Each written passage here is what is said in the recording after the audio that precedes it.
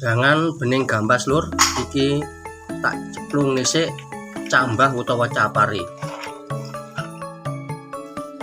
Susul bumbune mung brambang karo bawang dirajang ya lur ya.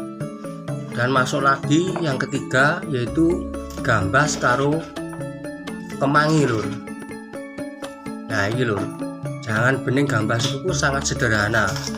Wah rasanya seger lur temenan sebabnya ono kemangine barang. Tak wae uyah sedidik, terus tak wae penyedap sedidik. Andai kata nggak suka penyedap nggak usah dikasih ya lur ya.